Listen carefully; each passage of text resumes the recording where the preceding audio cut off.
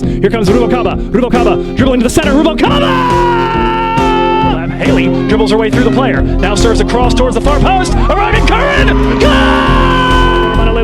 Manaleleua at the edge of the 18. Touches it onto her right. Fires! What a save by Katie McLaughlin! Hey, will anyone get there for DVC? It's Yasmin firing! Trying to turn. Plancarte! What a save by Megan Elms!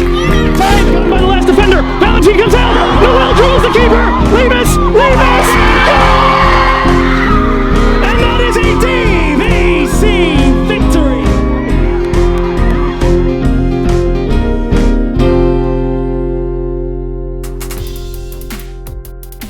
Welcome, faithful followers of the Green and White, to the series finale of Vikings Soccer Rewind, our weekly trip in the Wayback Machine as we've gotten you, and maybe just as surprisingly me, through a long sportsless fall semester. I'm Joe Hickey, the radio voice of DVC Athletics, and today we're finishing up by reliving what is almost certainly the greatest night in Vikings soccer history, as Cailin Mullins women make their debut at the 2016 State Finals tournament on a chilly December evening. Having easily overcome Solano and Las Positas in the early rounds of the regional playoffs, a tense stalemate last week with San Joaquin Delta was decided by Noel Lemus's late scamper around the Mustangs' keeper to book DVC a trip to Ventura. Their opponents tonight are a bona fide Cinderella story. Having earned just the 14th seed in the South, Santa Barbara City College had to win 4 games to get to this point, beginning with a comfortable 4-0 win over number 19 Citrus in the play-in. After that, they would take on 3 consecutive conference title winners, including the champion of their own, Ventura, and beat them all in a trio of tight encounters. John Sisterson's women are coming in full of confidence, and along with that, they're bringing their hometown crowd 35 minutes down the coast to support them at the Ventura College Sportsplex. So to even things up a little bit, I've brought my own backup. After the sting, we'll introduce the architects of this remarkable Vikings team, and they'll be reliving this magical night right alongside us. You're watching Vikings Soccer Rewind.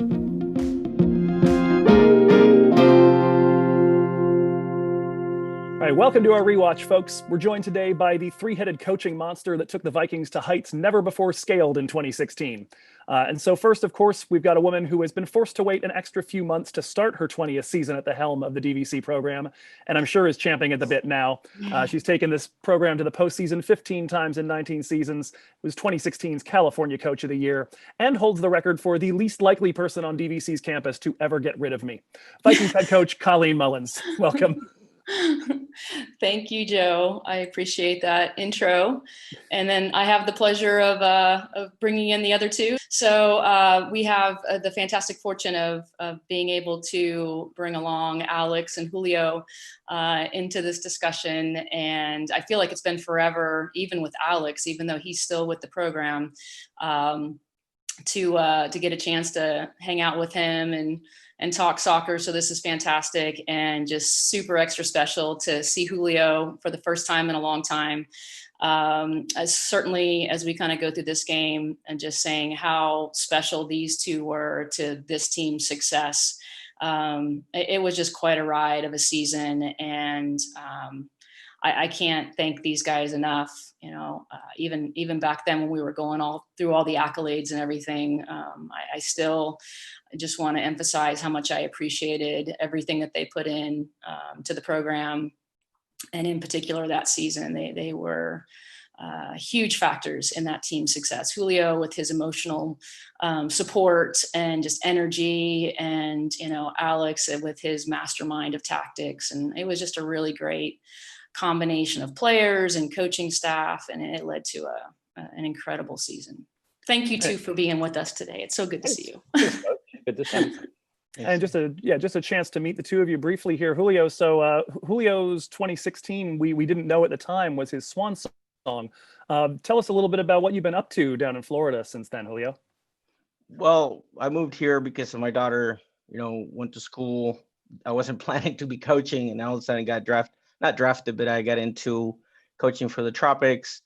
I was there for 3.5 years. It just happened recently. I've decided to step down from it and focus on the family. So the reason why I came here was to focus on the family. So I'm taking that time off now to be able to do that. And I think COVID made it really easy as well. So yeah, to make that decision as well.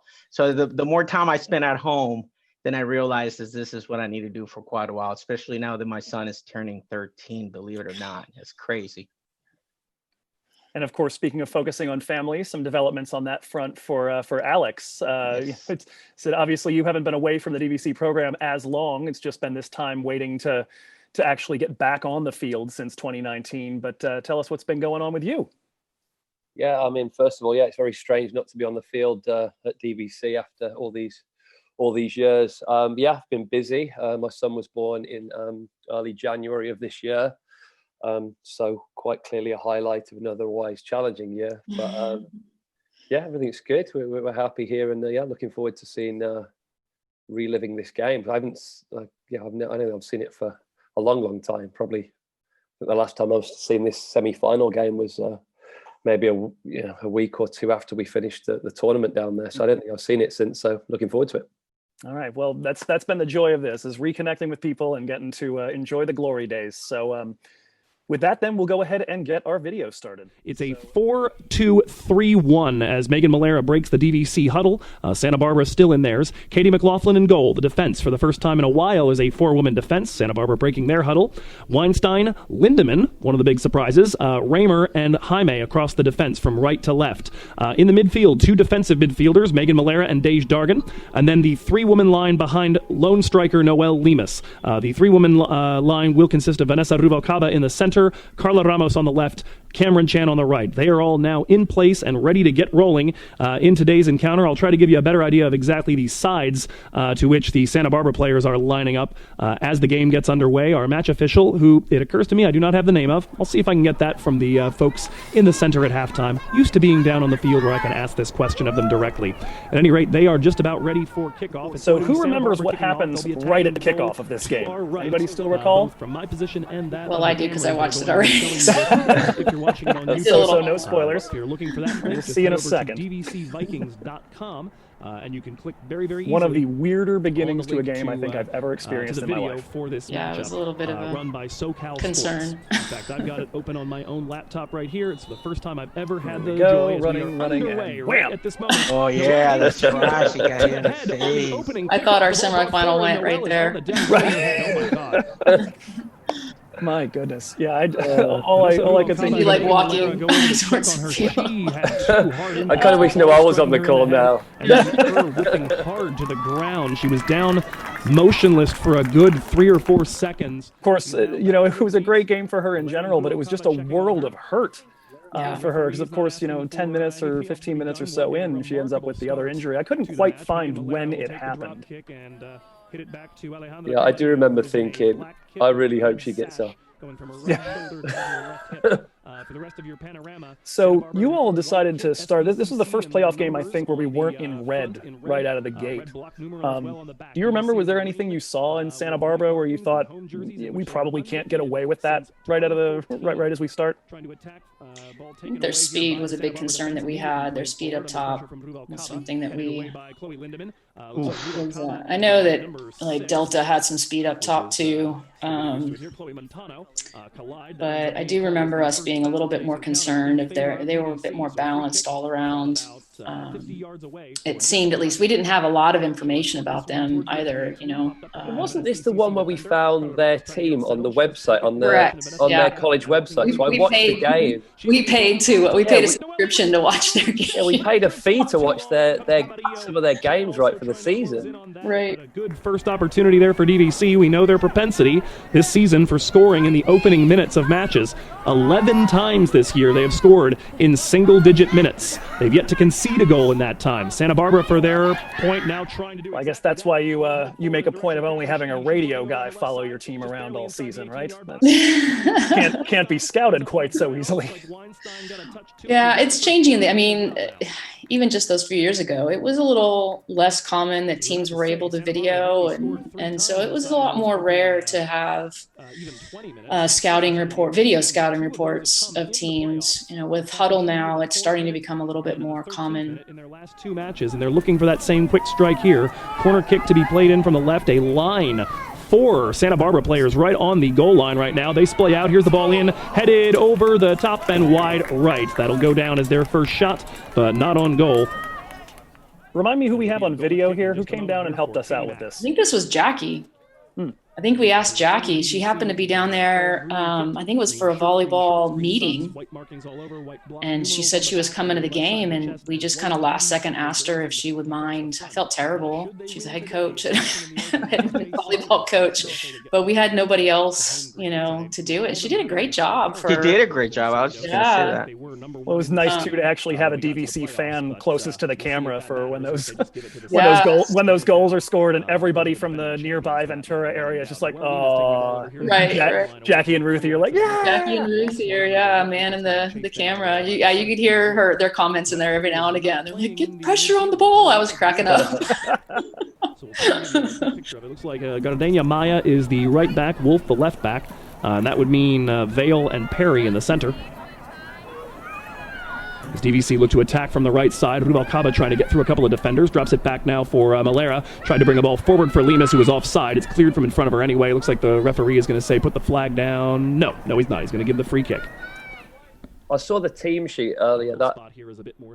It's a really strong team, isn't it? I think it's very rare out of the years we've done this. I look at that starting 11, 1 through 11, and they're all solid players at this level.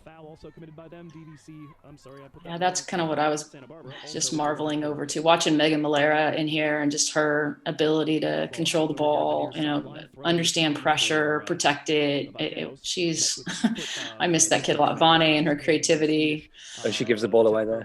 I know, exactly. That is I say it. Oh, we call it the commentator's curse. Well, you can see right there, that was a little bit of the speed starting to show. The goalkeeper was amazing this year, Katie, wasn't she? Yes. She was class. Ball pops loose in the midfield, controlled by Vanderberg. It's going to put it down the left wing, a little bit too speedy on the artificial surface. That's going to go straight out the sideline for a Viking throw. So Sheehy definitely over on this side. It appears to be Schaffet, the right wing. Sheehy, the left wing, and Vanderberg, the center forward. Vanderberg, meanwhile, their leading scorer, if I'm remembering that correctly. 18 goals this season. Sheehy's herself got 10. And Chloe Montano, 9 to go along with 14 assists. A little bit of a heel flick by Sheehy trying to play in an overlap on the left side. That's going to go straight over the end line, though. 5 minutes gone. Still 0-0 here in Ventura. And I mention it, not because it's surprising, but because it is news, considering the way the DVC generally have scored early.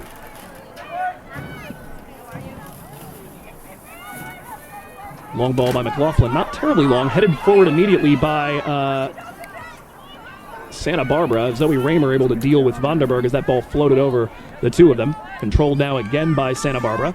Trying to run with it is Sheehy, looking to work her way around the DVC defense over on the right side. Dropped back into the midfield, played forward in the direction of Schaffet.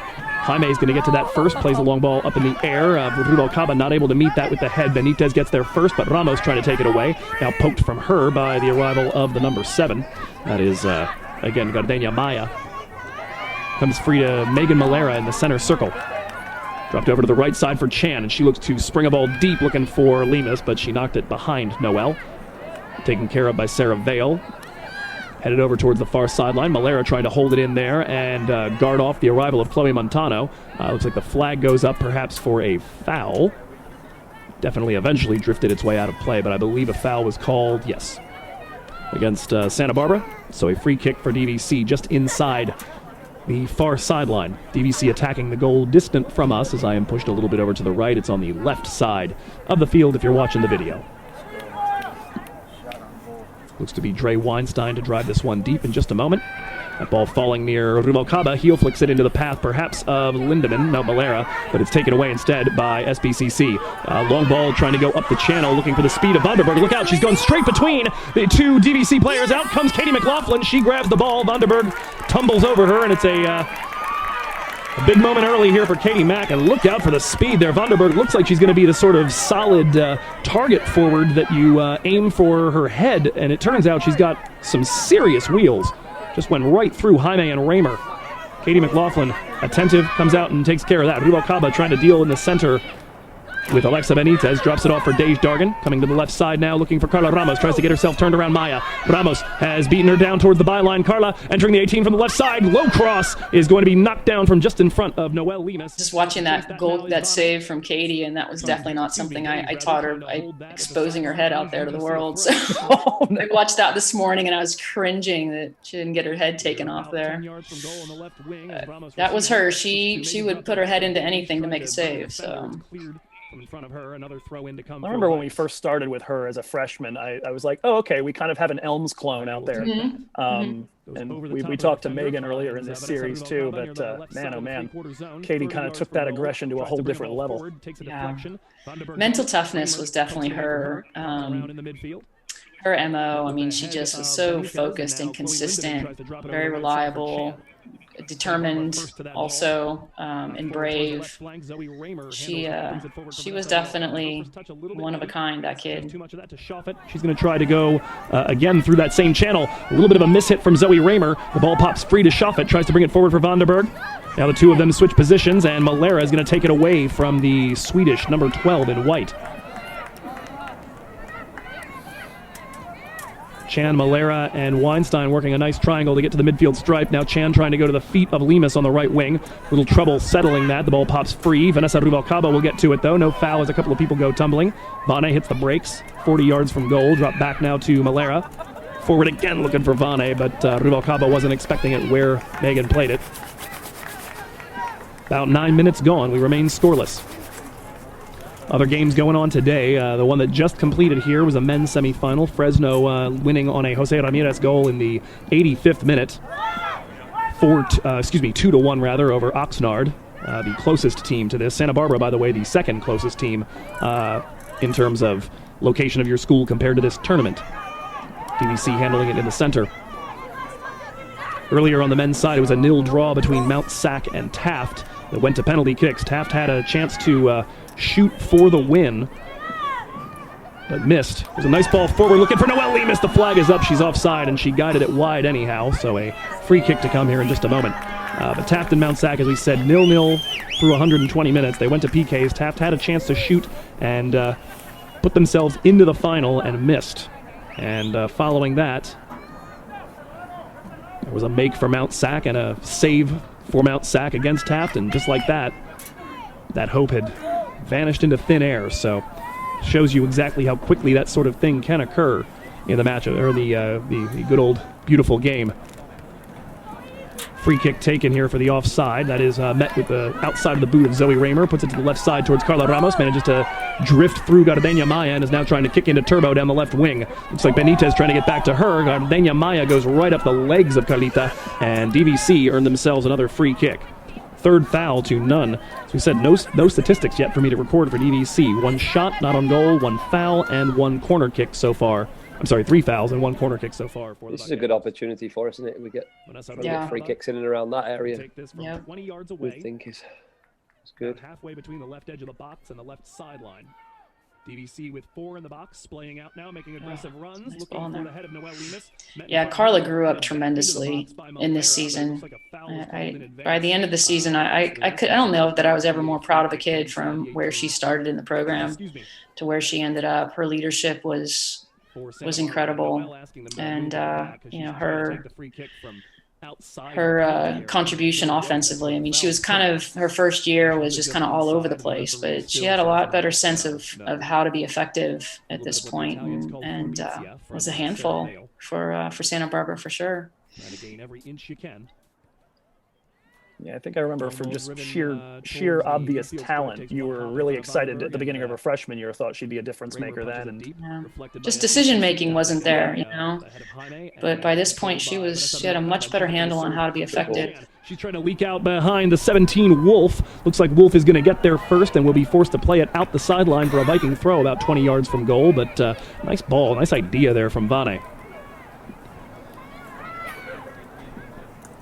And so discussing a little bit the other match, the one of most interest to us today, obviously not really men's soccer fans watching this particular podcast. Maybe you cheer for a men's team in in England or Italy or MLS or something like that, or a national team. But we'll get to that in a moment as Vanderberg tries to play on the speed of Sheehy down the left wing again. Weinstein's got her tracked. Now tries to cut it back, running on a diagonal in retro near the top left corner of the box. Sheehy's going to take rip from there, and that's our first shot on goal, but it's right into the body of Katie McLaughlin. With the hands, she's going to play this over to the side, and Jess Jaime slides to avoid letting Alexa Benitez take it away. Good 1-2 played between Rubalcaba and Ramos. She's trying to work her way over to the left, now looking to play in Lemus in the center. Looks like the good work there by the 16, whose name I have temporarily forgotten, Madeline Perry. Came over to cut off Noelle Lemus and then took a couple of long dribbles and had it go out the near sideline. Throw in for DVC.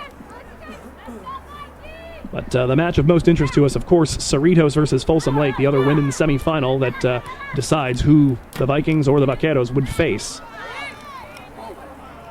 Jessica Jaime absorbing a shove over here as she shepherds the ball out near the midfield stripe. Throw into Younger one, Jaime family.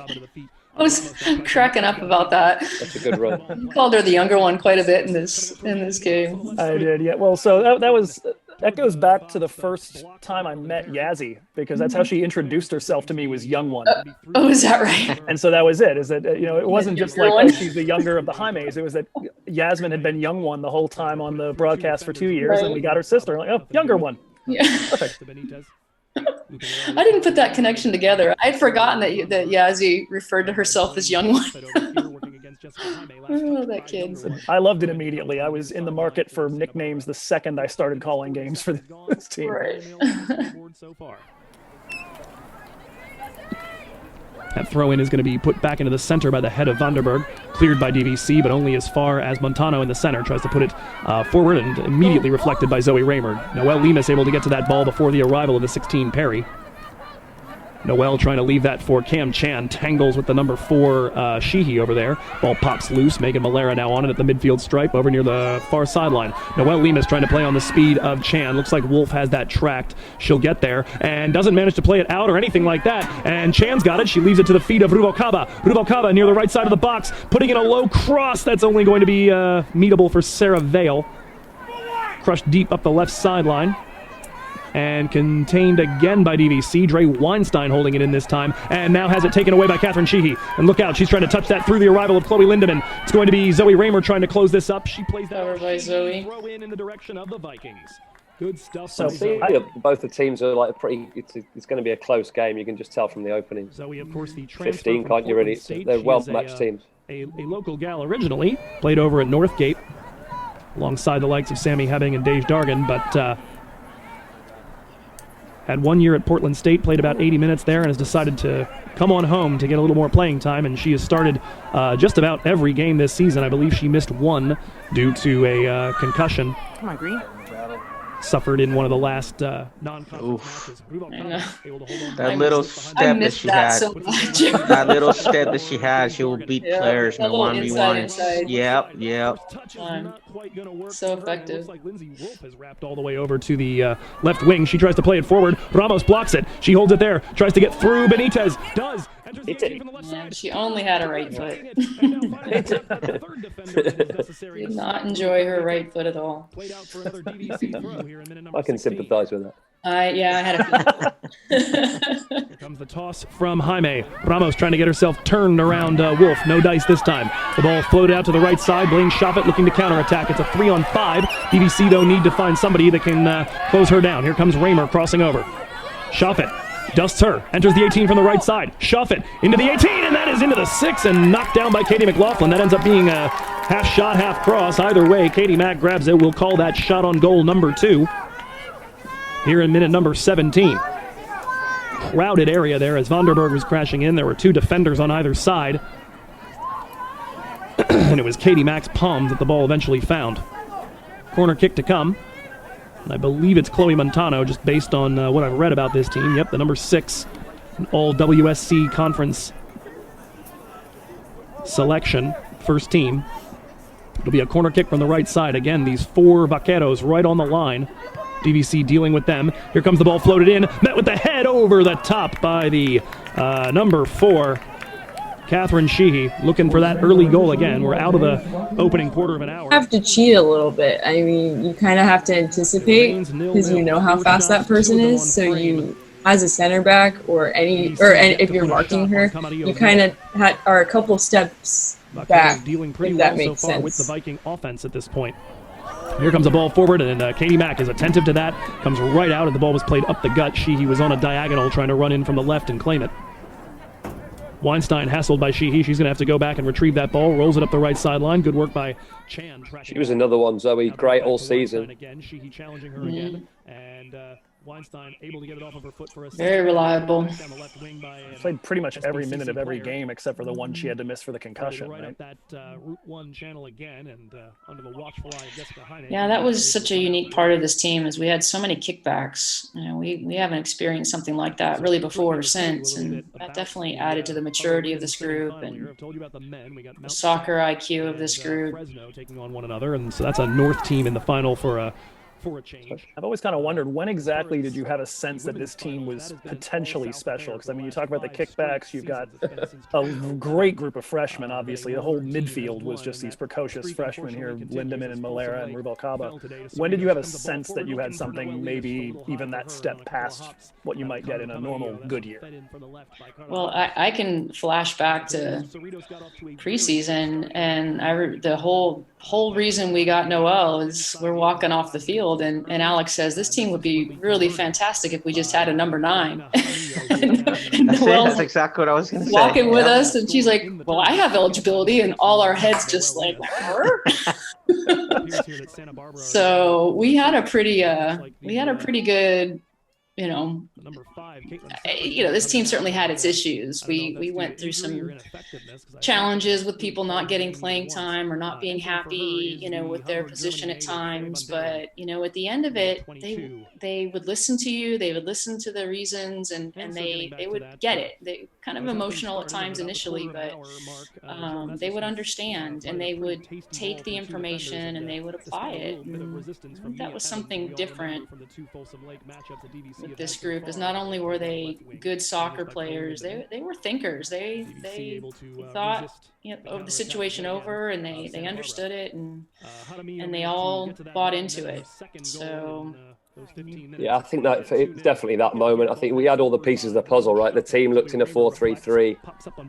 Every position was solid, but we didn't really have an out-and-out number 9, someone who can the speed to get behind or get on the end of crosses. The other players had different skill sets, right? You'd have ended up with somebody else up there who, I think when you found out that Noah had the eligibility, it was just a perfect addition to that particular team, wasn't it? Really, I think if you can add 20 odd goals to any team, you're going to be doing okay.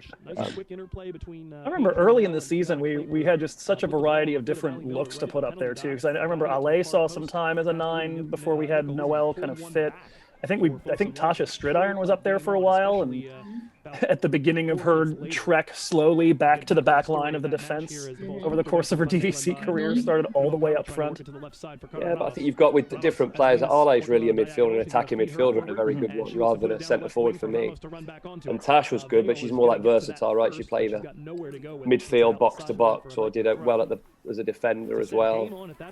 Different types of players, really. I think there was a pretty spectacular that sort of rover role that she had in 2017. She was incredibly destructive to other teams' attacks. Boy, ball dropped back, and Rubalcaba nearly takes one away from the City defender.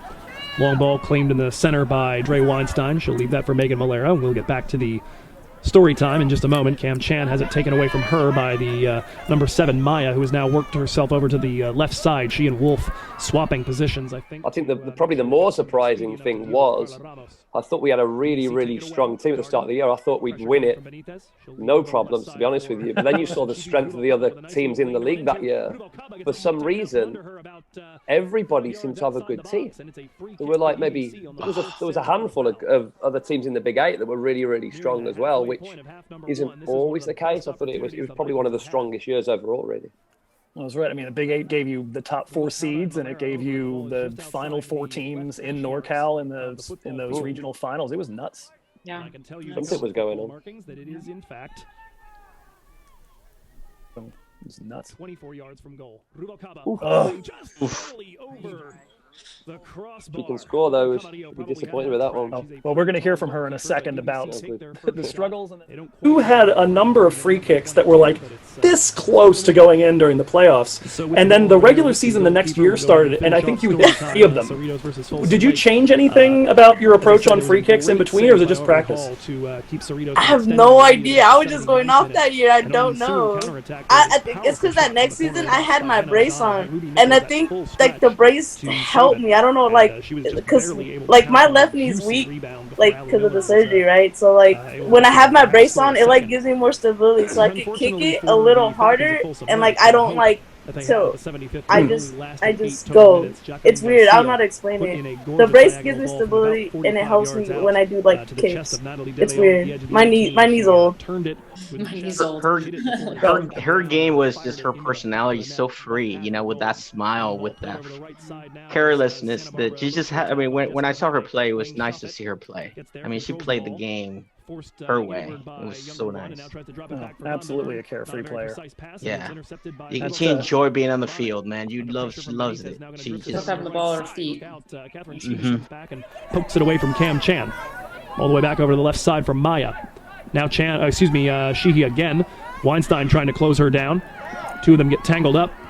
Ball is nearly held in by Dre, but it'll be a throw-in. No foul given, though, for the tangle. And so that 3-1 goal pretty much ended all hope. Folsom Lake did grab one last tally in the 90th minute. Karina Torres robbing a defender blind inside the box. But the general spirit of the game seemed to be that Cerritos, every time they got themselves up 2 goals, both at the 15th minute and at the 83rd, kind of went into game management mode. Perhaps a little bit of don't show to the entire team that might be facing you next time around everything you're capable of. We certainly know that Carolina Jaramillo was absolutely spectacular. She was really something to watch. She did pick up a knock during the, I believe it was in the 53rd minute. That made it a little bit. I think that was something special about this group too. Is there was a lot of personality in this group. At that point.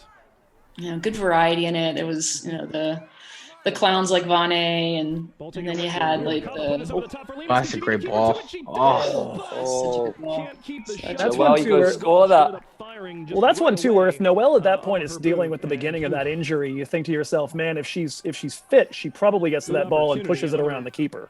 Yeah. I think she got there. I think she should have scored. Yeah. You let her off the hook there, Joe. I won't. Well, She's there. Score. She's banged up. She's got a broken bone already and doesn't even know it.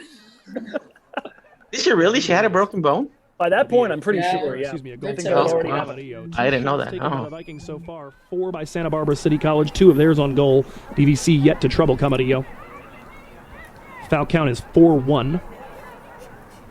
There's only been 1 corner, that one also taken by the Vaqueros. They have certainly had the better of the action thus far.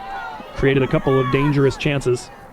McLaughlin has done well to defuse a number of them as we got 20 minutes left here in half number 1. 0-0, still your scoreline.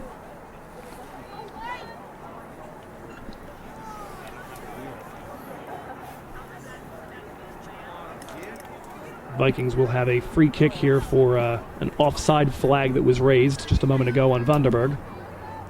Looks to be Dre Weinstein to take this from about 8 or 9 yards shy of the center stripe. Vanderberg now at midfield, controlling the ball after it was reflected by the first line of defense. Weinstein trying to get stuck in on Sheehy and make her life miserable. Pokes the ball away. Comes to Chan and stays in play on the sideline. Now brings this forward looking for Noelle. She lets it run as she tried to spin around toward the center. The ball was headed towards that central channel. Look out here. Zoe Raymer not able to handle a ball as it came forward. Blaine Shoffett looked for a moment like she was going to pounce on it, but Chloe Lindemann cleans up the mess. Brings it to the left side, and now Carla Ramos dusts the defender. She's gotten by Wolf. Puts this into the 18-yard box, a little bit too far to the right for Noelle to do anything with it. Cleared by Vale. Now Ramos trying to battle Wolf for the ball. Looks like Wolf's going to win it this time. Plays it up the right sideline, and Jess Jaime will take that.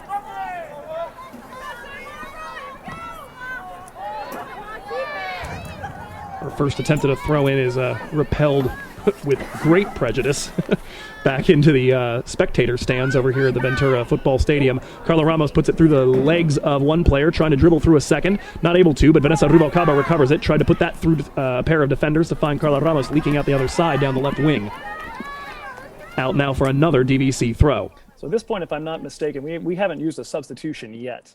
And that feels like a particularly unusual thing given what I'm accustomed to seeing in community college soccer.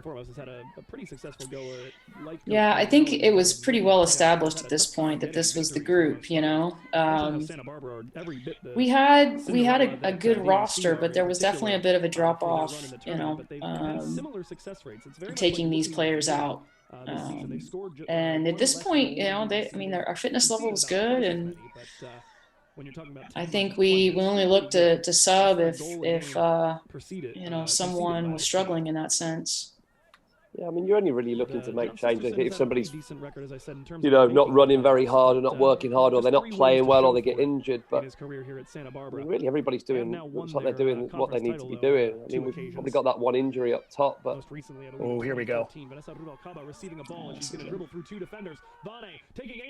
Really good shot. Good effort that one. Great save too. From that far out, it's a long range shot. Good hit that. Say, we got football lines. We can know exactly how long range. Both of those tallies. Third shot, first one on frame against 4 and 2 for the Vaqueros. DVC with their first goal. That's a good 30-yarder. Yeah. So growing a little bit in stature. That was on frame. Yeah. And knuckled on her too. It looked like. I think the keeper didn't quite have it tracked till the last moment. Yeah, you're definitely just trying to push that because you're not going to hold on to that. Wonder what the reaction on the bench was to that shot. I'm pretty sure there's a couple of us got excited. Touch from Dej. Ah, she didn't read that one. On the right side, doesn't look like Chan's going to be able to chase that before it gets over the end line. Goal kick. I don't remember us playing Dej much in midfield. I feel like this is like one of the only times we played her in midfield this game. Who did playoffs? That was your genius there of pushing her up into the midfield to. Did we have an injury or something? I thought we must have done it to combat the opposition or something. I don't recall quite what it was. No, because my recollection was that we started out with the red formation, and a lot of times that involved the same, still Megan and Chloe in the middle of the midfield, and then it was Dej, Zoe, and Jess across the back. And the change when the playoffs started was that Dre went back into the defense on the right side, Dej went up into the midfield, and Chloe went to the bench. And yeah, that was. We wanted Dej to help us get out of the back with her left foot. That was one of the big more balance there. Yeah, those doing well. Doing well so far. She did really well in the midfield. That was something that enabled us to put a lot more pressure on the defense of other teams. She was very good in there. That would be Catherine Sullivan if she's there, a native of Hamilton, Arizona. Also my guess is as well, I bet you one of their better players was that right attacking centre mid. Yeah, it could have been. And I think because they had the speed on the outsides, we're good. But I bet their centre forward, we kind of thought, well, Zoe's got her, Chloe can cover, and then I guess she was going up against their other best player. That would be my educated guess about why she's there. Here's commentator's curse with the aid of a time machine right there. Dej limping as we're sitting here talking about her. Noel trying to roll up. There we go. See ya. Just didn't get a hold of it. She scored a goal almost exactly like that, I think, on opening day of the next season, where she did a roll like that and they just banged it into the top left corner. Thinking about service.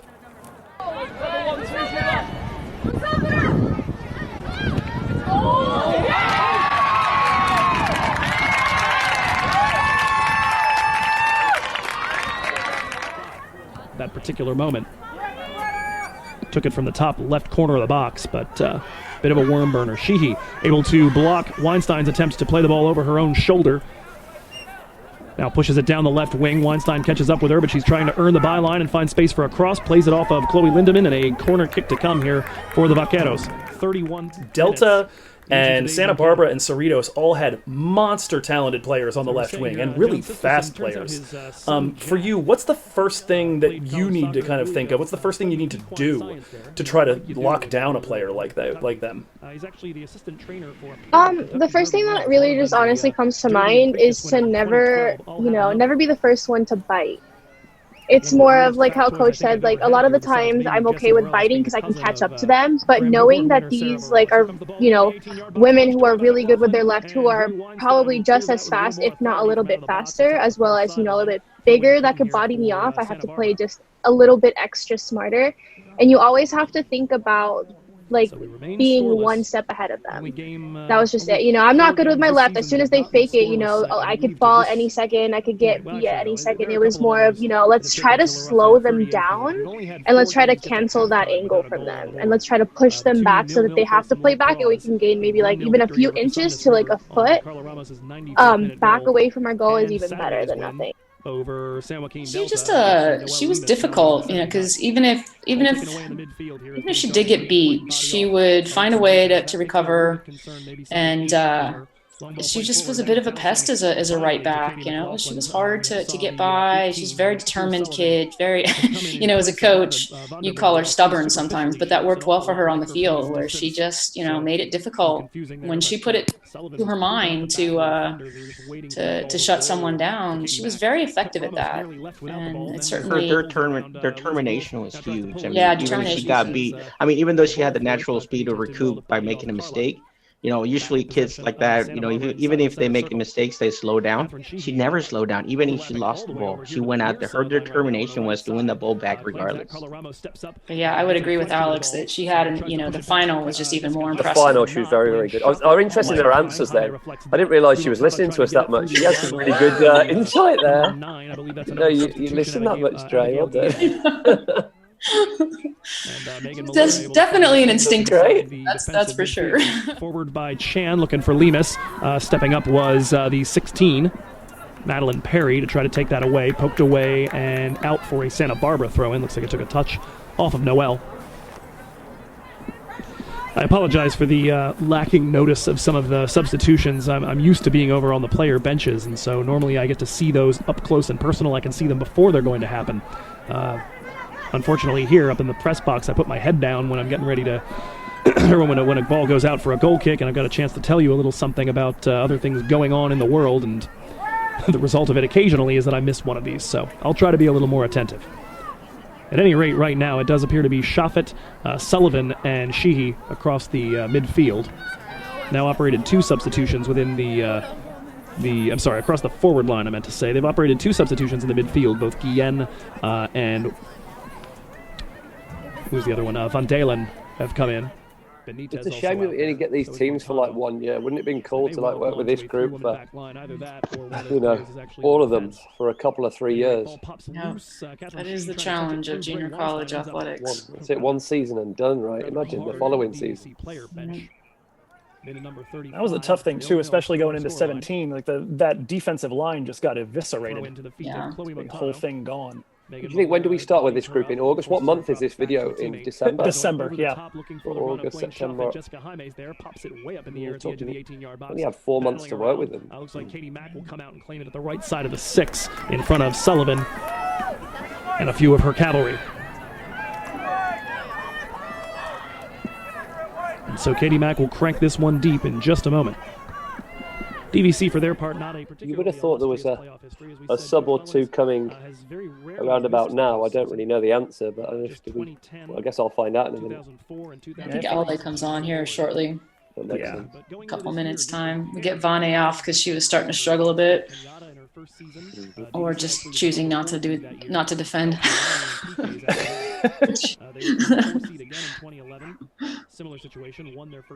I mean, if it's good enough for LeBron James. Yeah, she had that reputation of it as a freshman, but she got much better about it. I think you got your message, Coach. Yeah. I don't know. I thought I had that kid fixed in a few ways, and then I'd find out, no, she's still herself. You were not going to change her. Then you got to love her for it, though. Yeah, it's funny. Some of the better teams in all sorts of sports in DVC's history have had that sort of that ingredient. I remember hearing Daisha Abdelkader for the women's basketball team getting described basically the same way. And Raimondo having to just be like, you know what? I just have to let her be who she is. Yeah. She's not irresponsible. She's just silly. And sometimes you need a little bit of that. Woo! Brilliant, Carla. A ball in it. Yeah. Forward is not going to find his desired target. Floated over the top right, looking for Zoe Raymer. She'll play that out from in front of Blaine Shafet. Throw in to come here about 25 yards away from the goal for the Vaqueros of Santa Barbara. Lindsay Wolf forward to take that. Yeah, I think speaking to the matchup that you were talking about, Alex, I believe that basically every stat category I do collect was dead even by the end of this first half, even though Santa Barbara came out kind of on top of everything for the opening 20. It was just like 4 shots a team, 2 shots on goal a team, 3 fouls, 4 corners, basically just... I think if it was a boxing contest, you would definitely score it even. Finally break someone down late in matches as of late. I think it came down to we took advantage of the chances we got, and they missed a couple of theirs. And we're going to see that right after halftime. I'll be honest, I don't even remember the goals. It's been that long. I'm looking forward to it. What goes on, I don't even remember. One of them is gorgeous, and one of them is weirder than all hell. Yeah. I'll take any of those every day. They all count. They both count, yeah. In a state semifinal. Yep. Brilliant. Oh. Raise your hands. Sign of guiltness. 38th minute, 0-0. Yeah, even if the referee misses it, I was like, oh, the body language experts know what happened. Count in favor of Santa Barbara, 4-2, the foul count in quote-unquote favor of them. The free kick is headed forward by Lindemann. Sombreroed by Malera, but claimed now by Chloe Montano of the Vaqueros. Down the left side, looking for Sheehy. Drops it back to Maya. Tries to whip a ball forward and was spinning as she did it. That's a good challenge coming from Dre Weinstein, and it's to Katie Mack on 2 hops. So the Vikings certainly doing good work, just trying to kind of hold off Santa Barbara. The general feeling that Coach Mullins seemed to have for this team, and said so in an article by Matt Schwab on DVCVikings.com, was that this team felt a lot like a Big 8 adversary. That this is going to have the feel of the kind of matches that the Vikings have played against a Folsom Lake or against a Santa Rosa. And so certainly mutual respect here. They're obviously full of confidence at this point. They've won 3 consecutive matches on the road. They've won 6 in a row in total, 4 in the playoffs. And 4 of those 6 matches they've won have been against teams. Yeah, we had to be the big bullies that ended the Cinderella story. That's really all the fishing has Yeah. here, as all 3 of the other Mine. semifinal teams as Catherine handles the ball. DVC free kick to come here. She was trying to control it down the right wing. Blocking an attempted clearance by Jessica Jaime, so a free kick to come here for DVC. 6 minutes to go in the half. But that's all there is to fish for here among the other women's teams. Santa Barbara, the only one that was not a conference title winner. Of course, DVC and Folsom Lake shared the Big 8 conference crown. And Cerritos, be hard-pressed not to win your conference when you go 21-1. I should say, actually, 20-1, I believe, in the regular season, and they're 2-0-1 here in the playoffs. They actually needed penalty kicks to get by San Bernardino in the 3rd round, as did Folsom Lake to get by Santa Rosa. Santa Barbara and DVC, of course, meanwhile, both with 1-0 victories. Throw-in earned by Santa Barbara at the near sideline, taking up the right side. Shoffett doing battle with Jaime. Jessica is going to end up with the last touch on it, as she had briefly taken the ball away. And then you have the SoCal versus NorCal. Like, NorCal's always considered an underdog, even though we had a much higher seed. We still felt like a little bit of an underdog going into this, just because of that history. That was the thing. There was one of Dave Silverstein's colleagues up there in the stat booth talked to me I think it was the afternoon that we played our semifinal game, and I wanted to go bug him after the Cerritos game in particular, because he had basically just kind of dismissively been like, well, I hope the trip was nice. It's going to be an all-South final. Cerritos is just going to murder everybody. And, sorry. Bombing the ball over the right side. Met by that is often the attitude, regardless of what teams are in there. Yeah, kind of wanted to poke my head into I wanted to poke my head into his booth particularly when it went to extra time against Cerritos 0-0, and be like, hey. How do you like us now? How's that easy championship and all-South final turning out for you right there? I hope you didn't put any money on that. Went a good 50 yards, and then the ball forward by Vale made up 45 of those. Throw in to come. DVC offering what I believe is their first substitution of the entire half. Rubalcaba out. Ale Gonzalez in. She slots herself into the midfield. Seems a natural fit for the role that Vane has been playing just behind Noelle Lemus. Ale was our bull in a china shop kid, man. I know, as small as she was, that kid laughed. She had no fear. Yeah. Just run through a brick wall. That lack of fear is why we're not going to see a ton of her in this game. Yeah. If you recall. Yeah. I think she was unlucky, really, coming into being kind of fit and healthy this year, because I think probably any other year she'd be like the star player. Right. She's like, and she got such good ability. Yeah. But it's hard to play. I think she has similar characteristics to Varney, right? But it's hard to play with two players like that and have the balance and everything. So any other year, I think she'd have probably played a ton more than she probably did with the ability she got. Well, and that was sort of the idea of the red formation, was how do we get Ale and Vane both on there where they won't get in each other's way? And it's like the answer was like, make them the wings, pull them completely away from each other and just let them go nuts. Drop kick to come here for Katie. Ball drifting to the left side of the center circle, just missed by Carla Ramos, but it does end up down the left wing. Noelle Lemus running at Sarah Vale trying to recover it. Drop back for Camarillo. Long ball met with the foot of Dej Dargan, popped up about 40 yards from goal. Ale Gonzalez not quite able to win the header. Malera's got it though, tries to thread this again over the top looking for Lemus, nothing doing. Vikings not really a bomb and chase sort of team, and Lemus certainly not that type of player in general, although it worked to great effect against Delta. Here's a ball looped over the right side in the direction of Cam Chan, trying to beat Gardenia Maya. Chan comes to a stop, drops it back for Ale, her first touch of the game.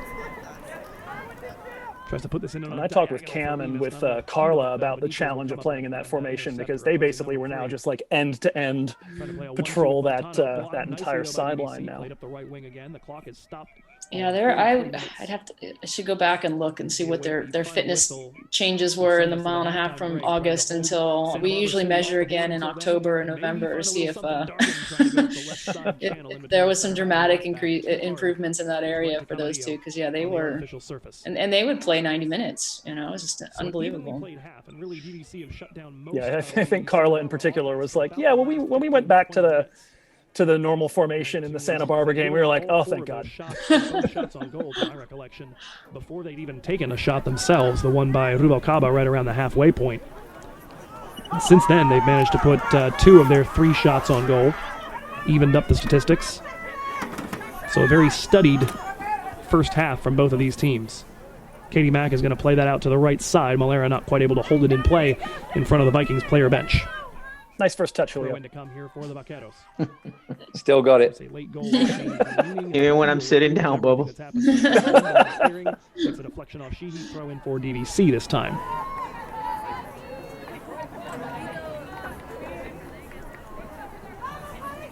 No real surprise here for the Viking defense to be able to hold tight. They have conceded just 11 goals this season, 10 in the regular season, 1 in the postseason. You're looking here at the tied for number 2 defenses in the tournament. At this point, Cerritos, get back to that in just a second here. DVC have a ball, Dej Dargan on it, nicely looped by Carla Ramos. Ale Gonzalez is going to have to chase that down after a touch from Van Dalen.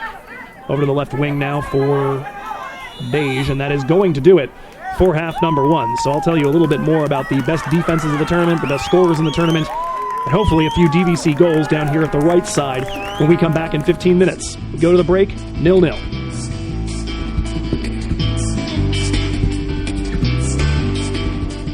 Welcome back to the Vikings live radio studios as our match sits on the proverbial knife's edge with 45 minutes, maybe, to determine who will take on the 4-time defending state champions Cerritos in Sunday's state final. I don't have a new interview for you during this halftime break, so instead I wanted to take the opportunity to say a few thank yous to folks that have helped this series happen behind the scenes. As always, first to my wife Aya, who has been instrumental in helping me push through my own concern that I was pouring way too much time into something that might have a very tiny niche audience. She was right, though. Reconnecting with our Vikings alums and coaches and reliving these games has been nothing short of therapeutic in these difficult times. To Caitlin Luquette for making sure every new episode got some signal boost courtesy of DVC Athletics social media, and for giving them a home on the DVCVikings.com webpage, your source, by the way, for all things green and white. Speaking of signal boost, thanks as well to Noelle Palmer and Erica McDonald, who have reposted or retweeted just about every episode to help spread the word. And to all the players and the coaches that joined me for this series, but particularly to Cailin Mullins, Hannah Mosleski, and Hannah Kidson, who were instrumental in helping me reach a number of alumni that I had no other way of contacting. Now, before we get to the second half, we're going to hear about one of the big stories that was going on at that time that, because I was way up in the press box, I had no idea about. You've already heard allusions to it during the rewatch party, but Noelle Palmer, née Lemus, was, from the early moments of that match, contending with a nasty injury. It actually happened pretty early on in the first half. Oh, wow. Yeah, I was running down a ball to the sideline, and the girl was running with me. And when I planted to keep the ball in bounds, she stepped on my foot, but her foot kind of kept going, and it slid off, and it kind of took my pinky toe with it. Oh, God. So I broke it. I did think my whole foot was broken. Like when I came off the field at halftime, because I stayed on until halftime, I told Wendy, our trainer, I was like, I don't know what it looks like. It could be a bunch of bones or nothing. And so we were really hesitant to take off the shoe at halftime. But we did, and the first thing I asked her was, am I going to do more damage if I play? It was a 50-50 shot because we didn't know exactly what was wrong, and so we taped it up, and I went back in, and there wasn't really, a choice in my mind to sit down. I was noticing when I was watching the game, her mobility definitely changed, like this latter half or the second half of this first half. She wasn't running things down as much. But then it seems like whatever Wendy did at halftime helped because she was pretty active in the second half despite the issue. So let's get back down to Ventura to see how Noelle copes with all that and how the Vikings look to solve the challenge presented by their SoCal opponent. 45 minutes from a state final as we restart 0-0 on Vikings Soccer Rewind.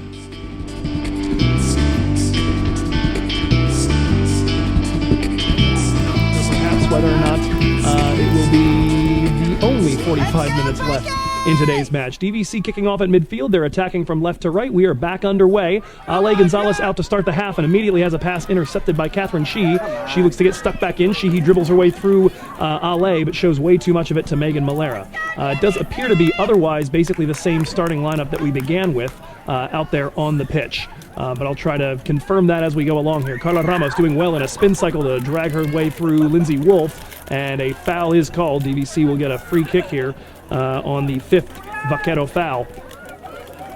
And so I see Jaime, Raymer, Lindemann, and Weinstein still out there in the defense. It's Malera, Dargan, and Gonzalez, the midfield, and Ramos and Chan bracketing Lemus up top. So does appear to still be the 4-3-3, which might be more aptly titled a 4-2-3-1. Malera and Dargan certainly playing further back. Lemus really the only striker in terms of the way the formation's being managed. Ramos trying to drag a ball through Wolf, and she does again this time, pinning her over there at the near side or far sideline. Forward for Ale. Ale, diagonal cross to the top of the 18. Chan tries to prolong that, but doesn't quite make the contact she wanted. That ball is rolling and rolling and rolling. Looks like Noelle Lemus is going to get there and hold it in play. Tries to drop it back for Cam. She blasts that out the back. No deflection from Maya or from the 16 Perry. So it seems to be Maya and Wolf around Perry and Vale in the center again. Let's see. The midfield is still 3 players, 3, 6, and 9, which from a numerological point of view I really like. That would be Montano, the 6. The 3 is Alexa Benitez, the 2 all-conference players in Coach Sisterson's midfield. Joined by, I believe it was Angela Guillen, who's playing, or excuse me, Abigail Guillen, my mistake. It is her who takes the ball away right now.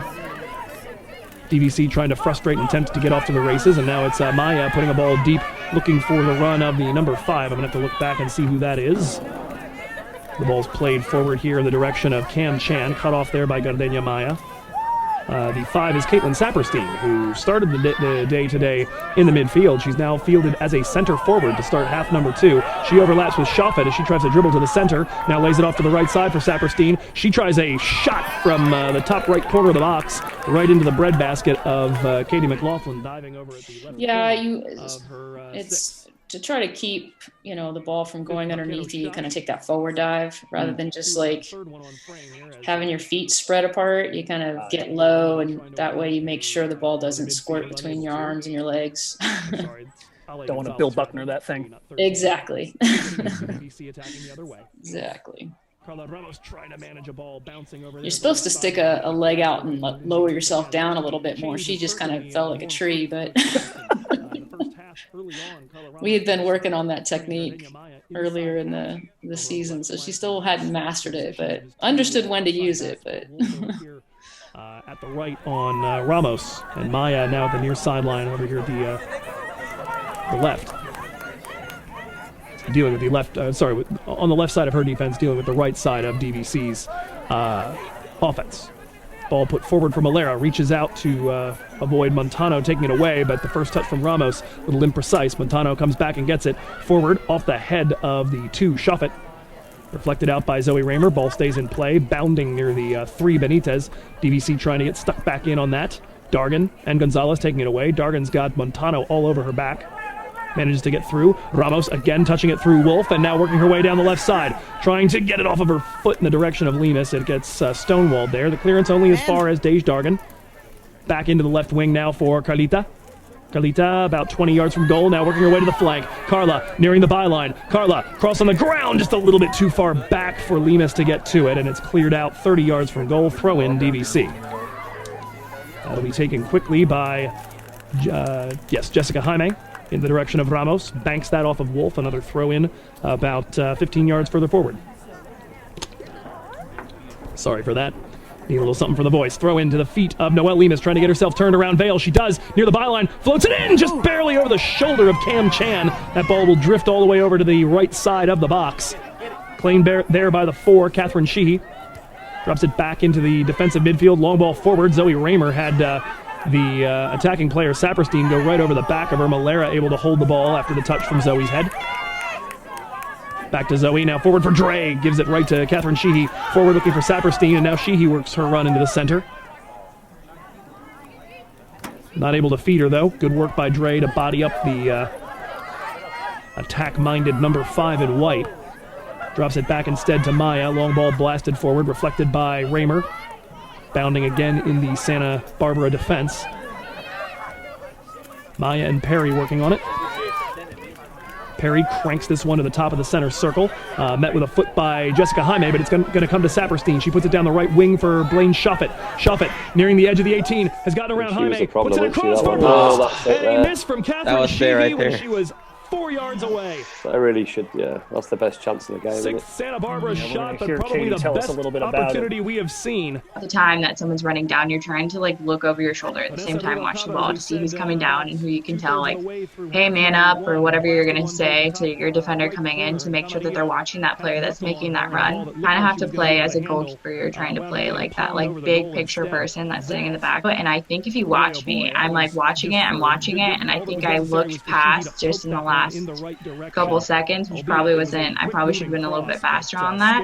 But man, I got lucky. I think you see me hold on to the post for a hot second and look at her on the ground. She's like, obviously, she's evidently so upset that she missed that. And I think I'm like, I think you see in my face that I'm like, thank God she missed that, because that would have been very unfortunate. Ale Gonzalez tries a couple of little step overs.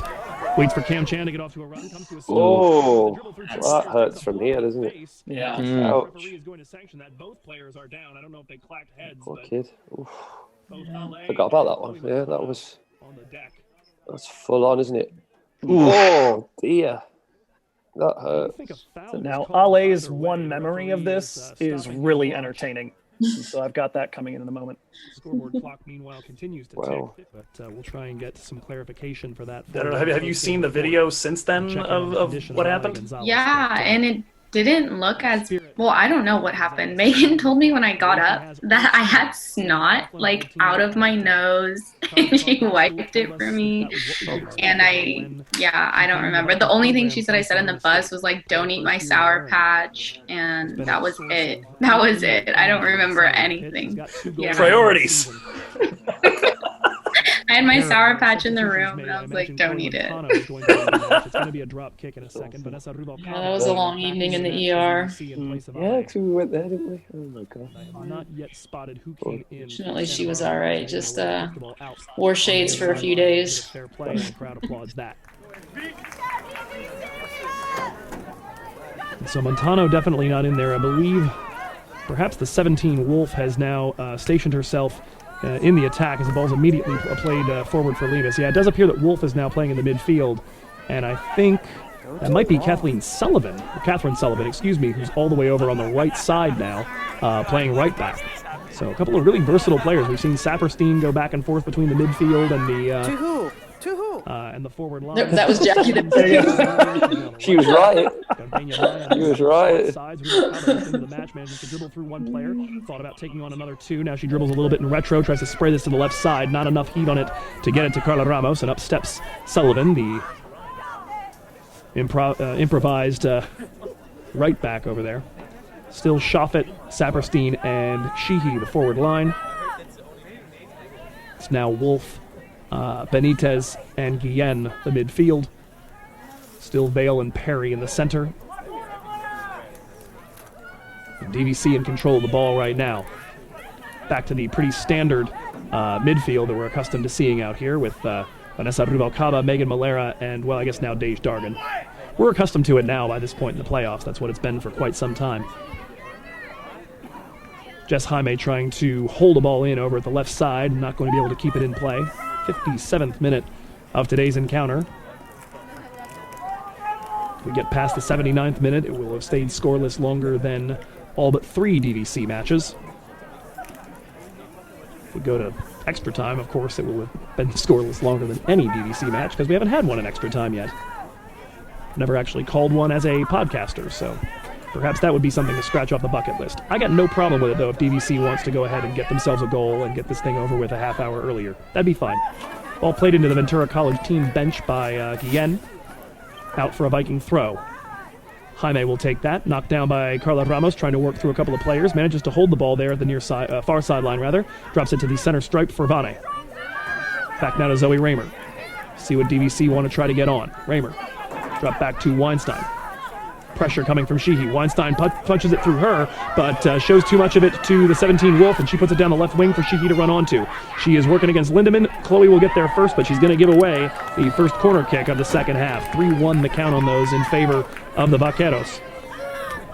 And so again, the much brighter start to the half has come to pass, although this is now the portion of the game where, if you look all season long, Santa Barbara have been most likely to concede a goal during minutes 55 through 75. We need to avoid giving. We need DVC to avoid giving one up here. The corner kick, by the way, goes directly Much obliged. Great corner. I remember. I think it was in the Cerritos game, Alex. You borrowed a dead ball scheme from West Brom, didn't you? Yeah, there was that one where somebody ran off the side of the wall or something. Yeah. Yeah, I think they did one that season. It went really well on the TV, so I thought I will try this. I can't remember what it was. I'd have to see it again, but I do remember that. Goal kick that is punched over the top, looking for Noelle Lemus. It's going to be a little too long for her. Madeline Perry drops it back to her keeper, Camarillo, though, puts it straight out on the far sideline. Throw in for DVC. Carla Ramos to put that one in. It is odd being this far away from the action here, not on the team benches as I usually am. It doesn't feel as nerve-jangling as I think it would if I were down there. Carla Ramos managing to hold the ball in at the top left corner of the box. Has it taken away now. Sheehy trying to head it forward. Megan Malera will feed this to the right corner. Yeah, that's got that final. I can't. I'm not sure whether I think we should have just gone for it and gone more attacking, or I'm not sure if I regret us. We should have just stayed the same in overtime and kept doing what we were doing. We kind of tried to go and win it in extra time. I don't know if we should have just hung on for penalties, but I guess it's gone now, isn't it? I can't change it. I think there's no doubt we were running out of gas anyway, so they had put in a lot of energy in that game. These kids did, and we were banged up from this game still too. I mean, yeah, you had I think Cam had an issue. Carla really late in this one. Yeah, takes a weird fall and bangs her tailbone, I think. Carla was not close to 100%. Obviously, Noelle was on one wheel. pretty immobile and not exactly what you need when you're playing the best team of our year. We were definitely patched together that game, on top of being fatigued, and still gave him hell. That's good defending, though. Yeah, really good defending. Great defending. She even kept the ball. Tries to touch it through the arrival of Sullivan. Nothing doing. Rolls that to the feet now, about 30 yards from goal of Saperstein. She'll drop it back to Sullivan. Opens it wide to the right wing, plunked off of Carla Ramos, actually Jaime rather. Now it comes to Ramos, tries to put it up the left wing for Linus. She looks to frustrate the attempt to clear it by Sarah Vale and forces her to slice it out into the DVC bench. Throw in for the Vikings, about 40 yards. I think you get a second assist coming up here, actually. Up to take that. Oh, there we go. Let's get that on the stat sheet, Joe. Great delivery to Jess there. Down the left It's a second assist. Limas looking to protect that under the pressure of Sarah Vale. Spins to her right side, gets around Vale, now tries to dribble towards the byline, enters the 18 from the left side. Here comes a cross. Yes. No goal right there. Go! Header from Cam was just pretty. To be honest, I'm not sure. Carla, right? Yeah, Cameron. How scored? Oh, Cameron? I'm not sure she'd done much in this whole game, but then she just pops up with a goal. Cameron, that's right. I mean, she'd been pulled so wide for the entirety of it, and then just makes that nice run, gets inside the defender. And she was the master of the back post finish. I've never had a player like her score so consistently. Like during practice, I would score like a lot of goals through like headers and volleys and whatnot. So I think just coming down to it, I knew we had to take advantage of like each opportunity we got, and just kind of doesn't matter what part of my body I got on it, I just needed to get the ball in, and I hit the ball. I didn't miss, so that was great. I just remember I had some room between me and the defender, and I got to the ball first. So. This is a coach looking at that in that box organization. You had Megan Miller at the front post and Cam at the back post, and then Vani looking for the cutback. That's like when you're like, as a coach, you're like, oh yes, all that work of getting yourself organized in front of the goal. They actually did it, and you know, it paid off. So 3 shots on goal apiece. The difference is Sheehy made a mistake when she was fed at the far post. Cam makes none. DVC 1, Santa Barbara City 0. I think I just had to keep saying it to convince myself it was actually true. I know. Vanessa Rubalcaba receives a ball. She is dragged to ground. Is the foul given? No. The clearance received here in the midfield by Dej Dargan. Touches it around the arrival of Lindsay Wolf. Now trying to work to the left side. Bodied up. Bodied off. Hardly ever see that. Lofted down the right side. Blaine Shoffett trying to run up the back of Zoe Raymer, but Zoe will push that back to Katie Mack. I think I tore something in the right side of my body on that goal call. I forgot about that. Sprained something. All worth it for this team. Vikings lead 1-0. Cam Chan in the 62nd. Ball played down the right wing. Opportunity knocking here for Santa Barbara. Shoffett plays it off of Raymer. It's a throw-in to come in just a moment. So I was just saying, that's the 40th time DVC have taken a lead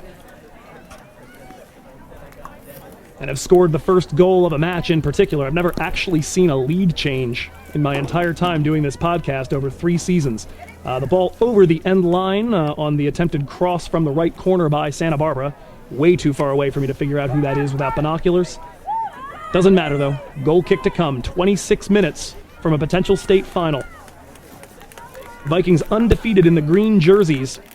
I was starting to say at one point, since 2014. Last time they lost Halloween of 2014 against San Joaquin Delta. Noelle Limas trying to body up Sarah Vale. Last touched by the defender for Santa Barbara as it goes over the far sideline. Throw in for DVC, 35 yards from goal on the left side of their attack. Here comes the toss to the chest of Noelle. Drop back for Carlita. Here comes a hard cross in on the ground. That's going to find Chan at the edge of the 18. Tries to drop that back for Malera. Taking a rip from the left side, but that is going to be claimed by Camarillo. Vikings level up Santa Barbara in shots at 6. They now lead in shots on goal. And of course, most importantly, they lead that big number in bright red letters on the board. DVC 1, Santa Barbara 0. 25 minutes to play.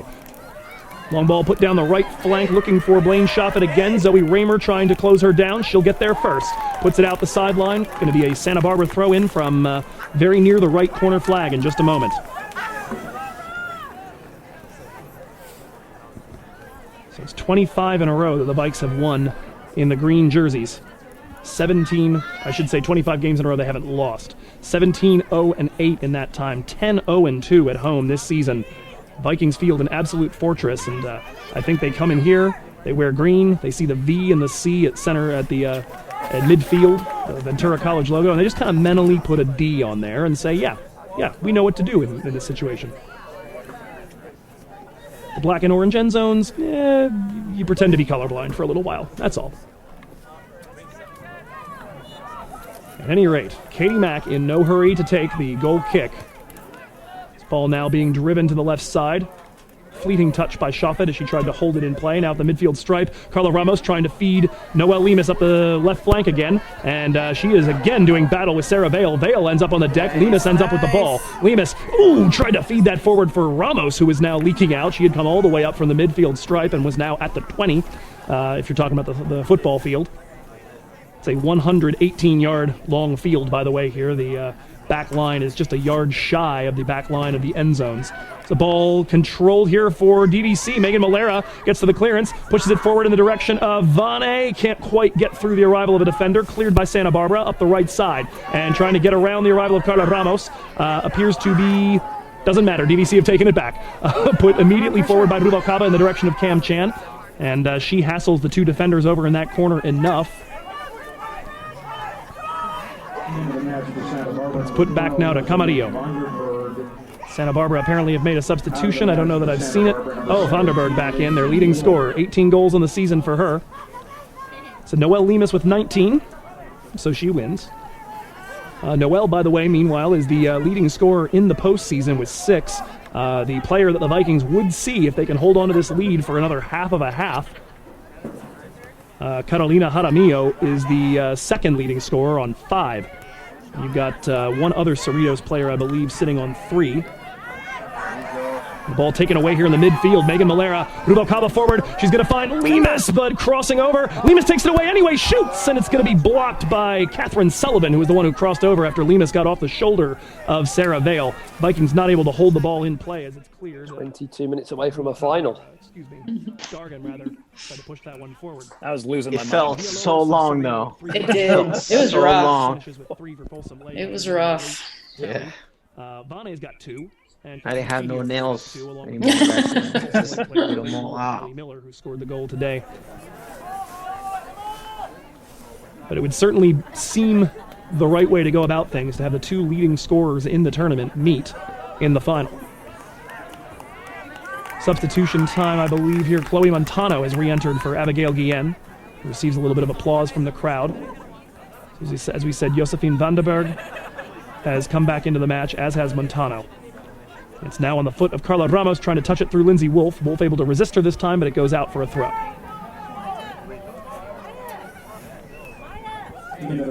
Take the opportunity to go around the horn as well here in the middle portion of our second half. We have just gotten past the halfway point.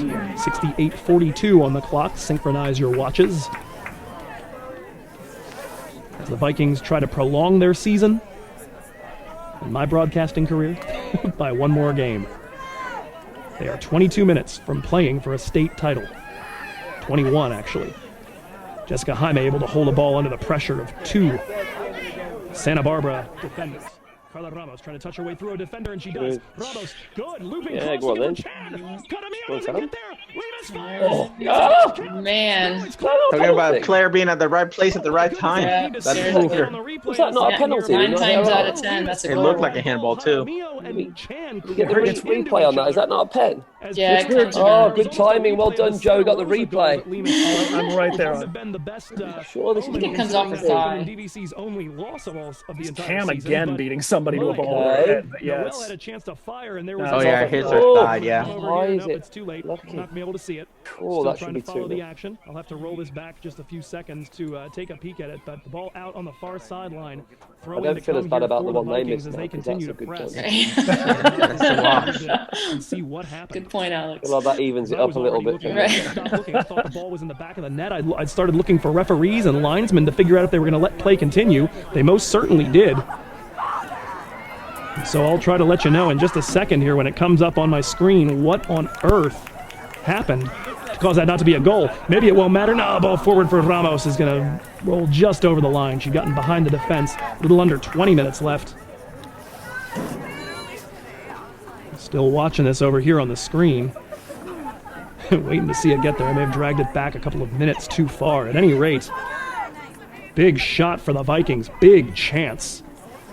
It's like another substitution for Santa Barbara. They take Sullivan off. We'll try to see what happened here. I'll follow the rest of this in a moment. Let's see who's come on. My word, what a chance for DVC. Okay, ball out for a throw in. Now I'm going to get to see it. So Chan and oh my word, it was a clearance off the line. It was Gardenia Maya. I finally get to see it on the replay. Gardenia Maya with Chan and Camarillo having come together. Two of them on the deck. Lemus fired goalward, and Gardenia Maya cleared it off the goal line. Unreal. Ball headed over the top here as it's played deep by Santa Barbara. Zoe Raymer puts it back to Katie McLaughlin, and that'll do it. And I'm going to make sure that my YouTube is back live so that I can give you quick updates if anything else happens that I need to see a replay for. That's a unique experience. I've never had that before. Vikings achingly close to a second. The goal line clearance, of course, the thing we thought was going to deny us our Big 8 title. Not too long ago, look out here. Collision between Jessica Jaime and a player over on the right wing, Blaine Shoffett, as she tried to go by. It's going to go in the book as DVC's third foul against 5 by Santa Barbara. They lead on corner kicks 3-2 as well, but the other stats are decisively in DVC's favor. 7-6 on shots, 5-3 in shots on goal, and 1-0 on the scoreboard, 18 minutes to go. Long ball met with the head of Jaime, pushed away from her and the rest of the Santa Barbara defense to Lemus. She'll drop that back for a younger one, but not quite able to get there before it went over the far sideline. Throw in Santa Barbara.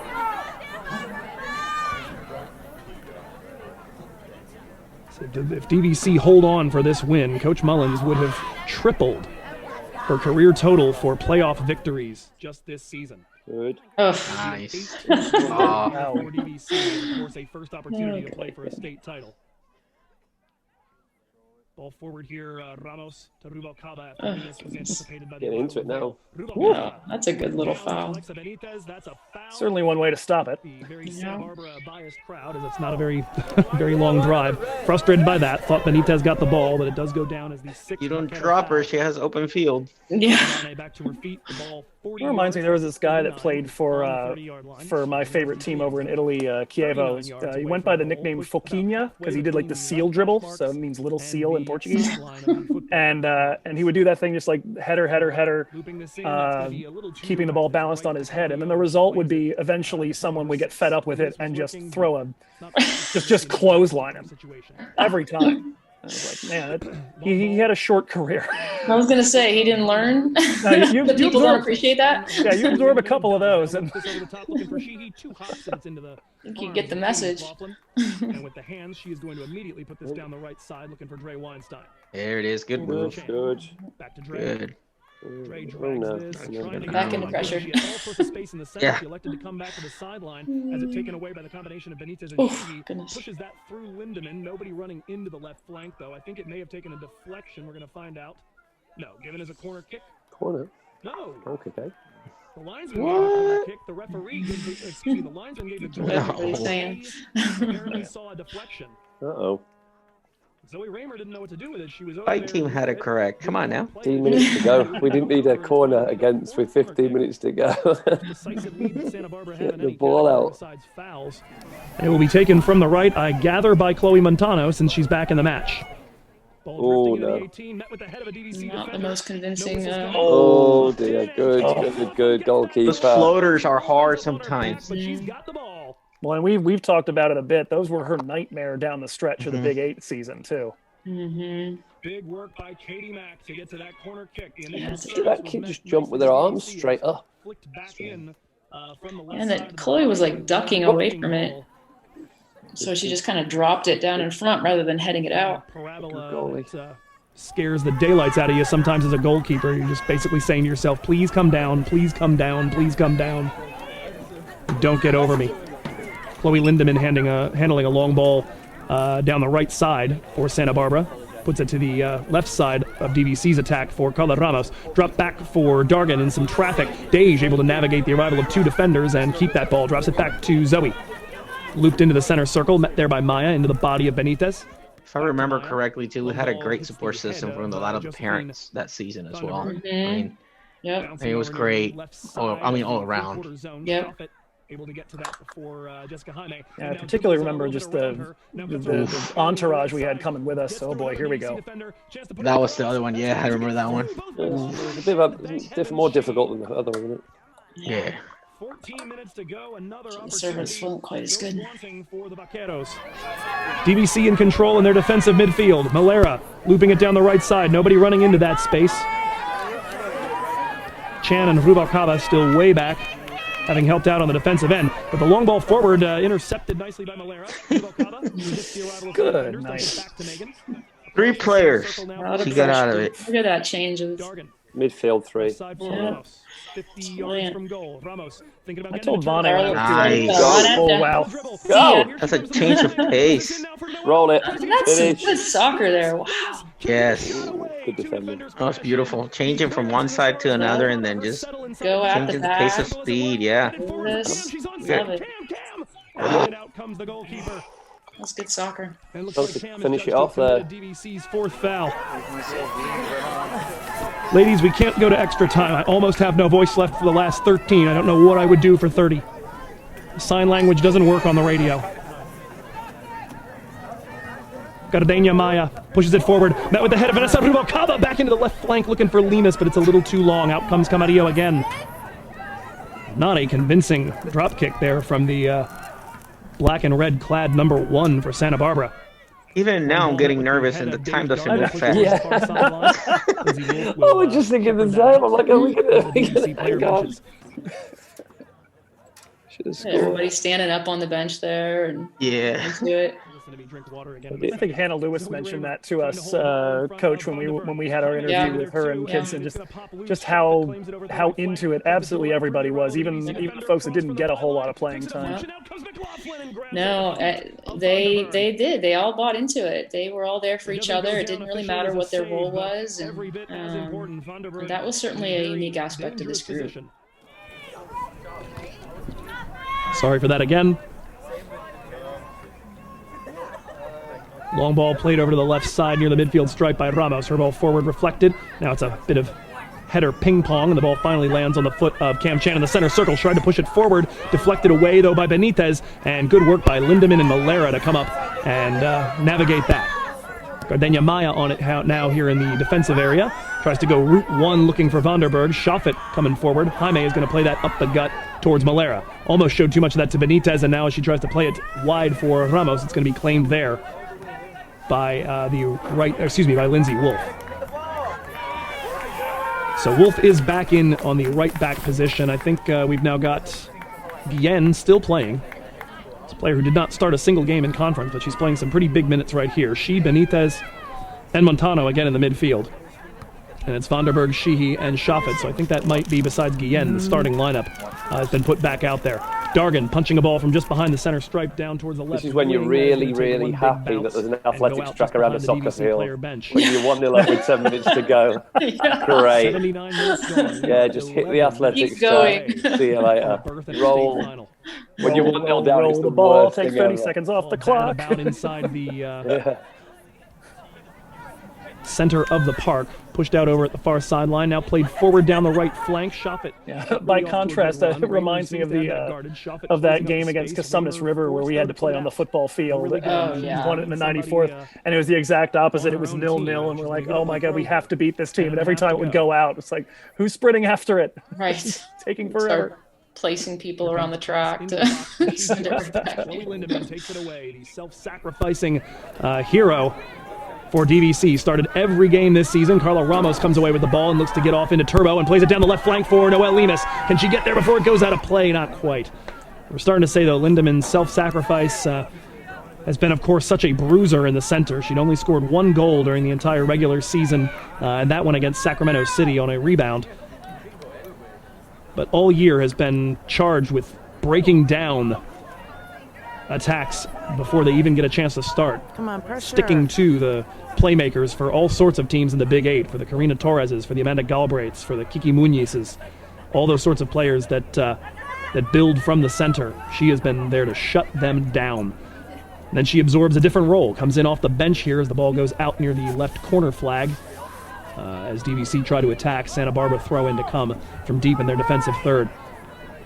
And Lindemann adopting that role as well. Certainly not thrilled by it when the announcement came in, but a change of formation that allowed the Vikings to quickly jump on their first 2 playoff adversaries, Solano and Las Positas.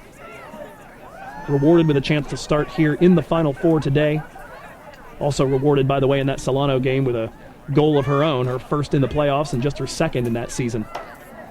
Ball is whiffed here by a Santa Barbara defender, a body-on-body challenge. Malera tries to get the ball back. My goodness, I'll try to reconstruct that here. I think it was either Vale or Perry that just scuffed an attempted clearance. The ball popped up near the half moon at the top of the 18-yard box. Ruvalcava got there at the same time as Vale.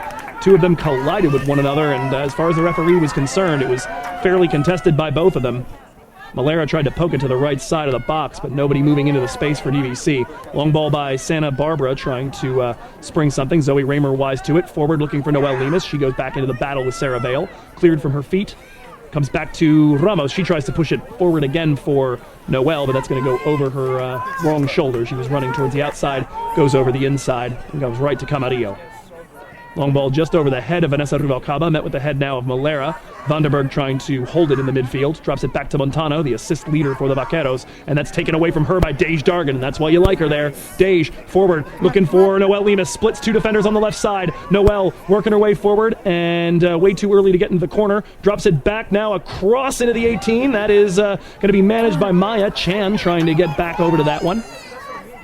Cleared up the sideline, up steps Dre Weinstein along with Lindsay Wolf. Weinstein wins it between 2 adversaries, tries to put in another cross, glancing header by Vale. Ball claimed by Chloe Montano. Up comes Ramos, and she ends up firing. Takes it away from a defender. Carla, Get in there. That'll do it. Oh my goodness. Carla Ramos! Let's finish your voice off, Joe. Oh, yeah. Look at the bench. Loving life. In the 83rd, unassisted, she blocked one ball and practically was going to take a shot with the initial touch she took. Oh, she just missed it, didn't she? Yeah. Lost it for a second, and Carla just took advantage of it. Little finish. I like the little flick over the goalie outside. It's a great finish, that, you know. I will repeat it for those that haven't heard this yet. No Northern California team has made a state final since 2011.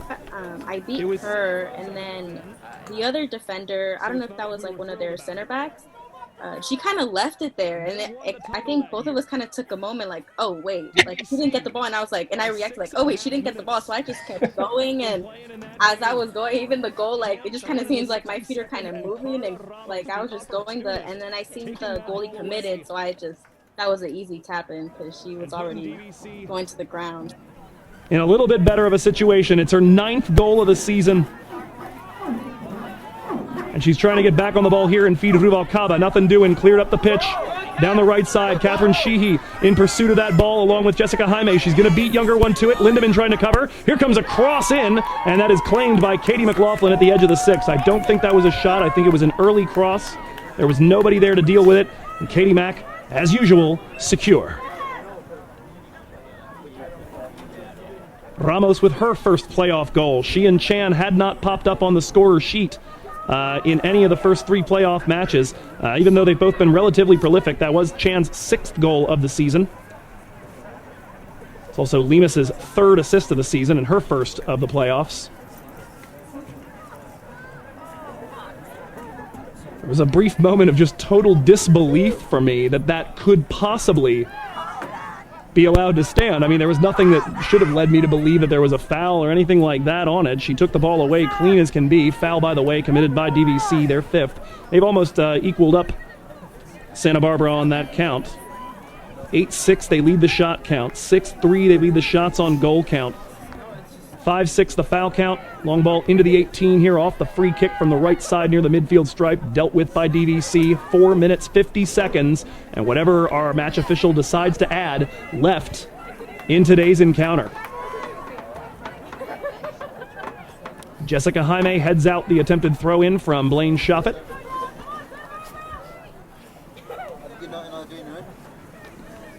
If you get a chance to roll back and listen, Carla Ramos has taken another ball from a defender and is trying to work her way forward, tries to push this towards Noelle Lemus over to the left, and I believe now is the time to try to go to the corner. Noelle plays that off of Sarah Vale, throw in to come here for DVC. I'll continue to count it down for you for as long as I can.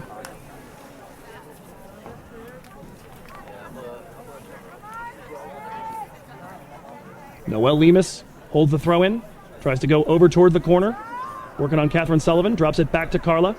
Back to Noelle. Back to Carla. Back to Noelle. We'll see if she can get there at the byline. It ends up played off of her and out for a Viking throw. And a substitution in the meanwhile. Looks like DVC are going to try to get a little bit of time to disappear here. Noelle out there on the broken foot going, are we done yet? So I was trying, when I was watching this earlier, I was like, why didn't we get her off the field at this point? But I guess we needed somebody to hold it for us a bit in these moments here. So close to the end. But yeah, you're right. Now you'd be thinking we got a final. Right. I don't know what our conversations were about that. I don't remember that. We were talking about it, or it's just one of those, isn't it? I think with 3 minutes to go, I mean, you bring her off, there's a danger that all the rest of the players think it's done, and it's not. Right? Yeah. Imagine conceding a goal. Yeah. I just think it's so close to the end. If you can get this far, you can go 3 more minutes. Right. Cam Chan, Carla Ramos. Chan on a beautiful move by Noelle Lemus and a firm header at the far post. Carla Ramos on one of the most opportunistic goals I've ever seen. Stopped a clearance, banged it against the defender, and then robbed that defender blind and punched it past the goalkeeper. Zoe Raymer, ball forward looking for Noelle Lemus. Nothing doing, cleared away from her. Touched away now by Shoffett. Looks like Ramos deflects it out, or maybe Stridiron, and it's out for a throw. And so I am taking a look here at my particular clock because in 13 seconds the scoreboard clock is going to stop. Ooh, Lemus not quite able to hold the ball in the corner, rolled it under the feet of Carla Ramos. And the scoreboard clock at least should come to a stop in just a moment. It's still running at 88:04 right now. The ball worked down the left side for Noelle Lemus, trying to hold it in the corner. Sarah Vale looked to bank that off of Noelle and succeeded.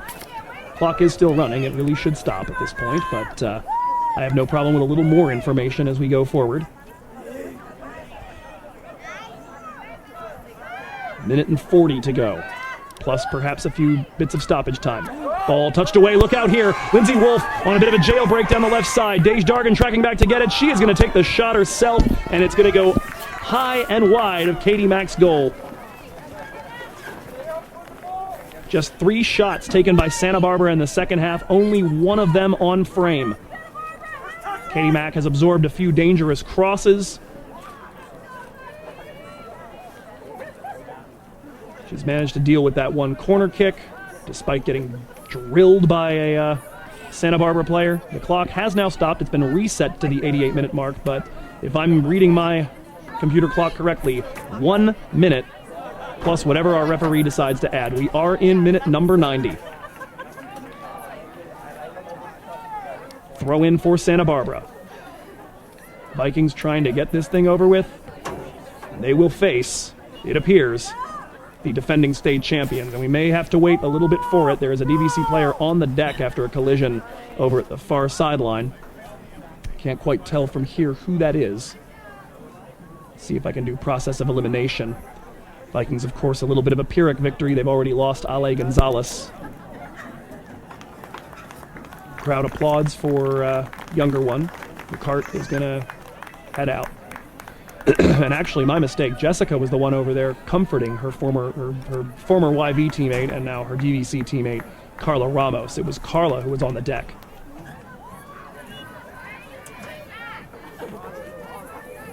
Of course, this team very much a family. You get the sense here, regardless of who it might be, you're going to see that response. But Carla, moments after scoring the goal that might ensure DVC's participation in Sunday's final, ends up on the deck in some discomfort.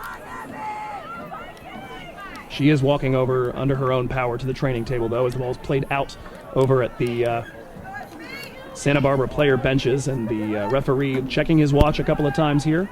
We await the final whistle. Get ready for party time here. Stridiron touches it through a defender. Now it's bombed over to the right side of the box by Catherine Sullivan, rather. A little bit of ping pong in the three-quarter zone, and now decisively cleared by Jessica Jaime. Takes one big hop here, and Noelle Lemus is going to be able to win that ball. Vale got the header to it initially, but actually headed it to Noelle's feet. Played down the left wing. I would guess probably by McDonald. I didn't see her come in, but I assume that would be the natural substitution here for Carla. I guess that's the other thing, really. I mean, other than this game and the final, we were pretty lucky with injuries right up until until Noelle got injured. I mean, everybody played. There was nobody normally. I don't remember losing anyone for a season with an ACL like normally happens once a year. Correct. Yeah, no, this was we were very fortunate this year with injuries. It was all stuff that, kids might have missed a game or two, but then they would be back. And just really, I mean, just then the final, I guess we got two of them. Ale and Noelle were. Right. Played out over at the far sideline. Yeah, and then in 17 and 18, we had, one really just crucial person go out each of those seasons. Because I think it was Zvane, obviously, at the start of conference play, and then it was Ava the year after that. Right. This last year as well. Yeah, our last. Yeah.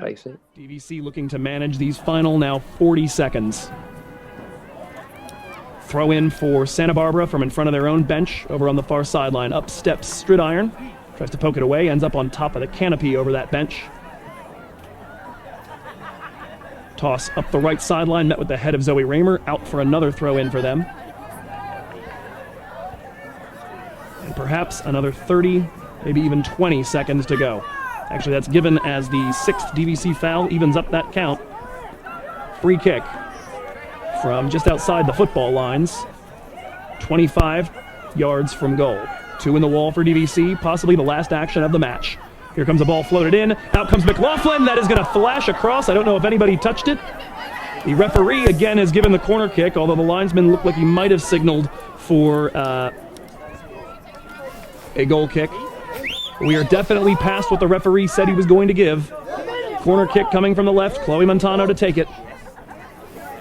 But we await the final whistle. Brief run from Guillen. Here's the low cross that's going to get all the way through the 6. Nearly finds Shopping. Cleared decisively by DVC. We're waiting. Come on, ref. Hasn't done it yet. Looks at his watch. Look at the clock, ref. Exactly what you were saying. Yeah.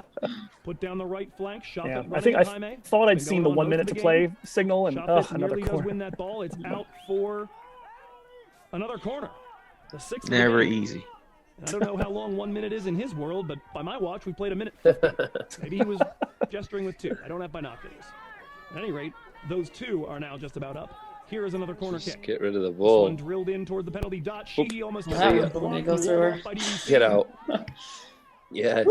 Gosh. Wiped out by the challenge of Maya. The ball held in for a moment by Weinstein. It's going to be over, isn't it? Referee checks his watch again. We're waiting. Not yet, I guess. We're waiting. Wolf, playoff referees love to be the center of attention. One more could do it. Here we go. Iron puts it into the midfield. That was crazy. The Vikings are going to play in the state final. Well, that video. Who shot that? Is that Marisa or Wendy? I think it's Wendy. I think it's Wendy, but I'm not totally sure. Pretty gorgeous. I was on the field at that point, so. The Vikings have made the run all the way to Ventura, all the way to the final day of the seeing them season. so excited. They will take on Cerritos then. Well deserved, for sure. That's what that group was about. They were about each other. They really appreciated one another. And then the opportunist goal, 7 minutes from time for Carla Ramos to salt it away. That's all we've got from here. I'm going to go party a little bit with our ladies. And in 2 days, not even quite 2 days. What is that little tosh thing to the camera? I know. Back here on Vikings Soccer Live. Your final from Ventura, DVC 2, Santa Barbara 0.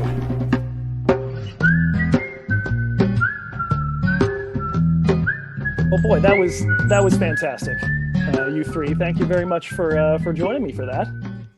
Pleasure. Thank you for getting us together, Joe. It's just special. Appreciate it, just to see everybody again, to experience it. I mean, I was still nervous, and the game is already over. What, 4 years ago, 3 years ago? I don't know. It was dramatic. It was dramatic. It was dramatic at the time, and it still holds true. So it's good to see the players enjoy it so much at the end there, right? You understand what it's all about. You know, the fact that they remember those moments, and it's always good fun when you make a final, for sure. You're gonna remember that forever, man. I got my shirt on, so I had to put it on today. Perfect time. I'm like, I got to put this on for our video today. Love it. So I just had to choose one of the many polo shirts that I have been paid in over the years. Exactly. All right, well, take care, everybody. Great to see Thank you. you. Send me that link. Coach. Good to see you. Julio, all the best, man. Love You to the guys family too. in Florida, I'm bro. glad everybody's well. Take Stay care. well. Good to see you all.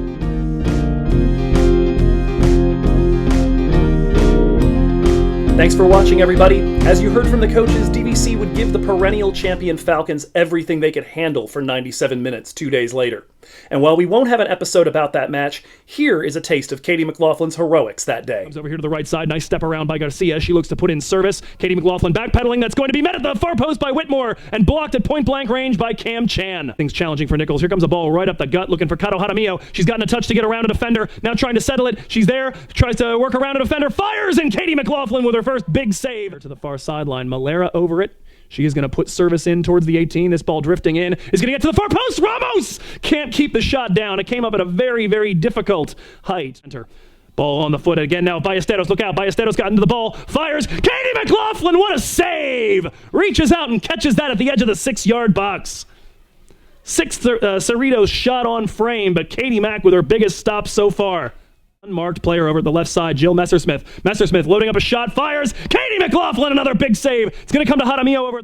The throw-in taken immediately to Villalobos, who has re-entered. Drags that through Desjardins over the right side. Puts it into the middle. Look out, opportunity for De Leon. Point blank, stop Katie Mack. It's right back to De Leon at the top of the 6. Has her back to goal. Jaramillo taken off of her by Villalobos. Floated into the penalty dot area. Met with the head of De Leon. And now DVC finally a chance to clear. Forward, but Kata Jaramillo's got it, and she's going to try to loop a ball over to the left side. Look out, Weinstein left some space over there, and she comes back and recovers.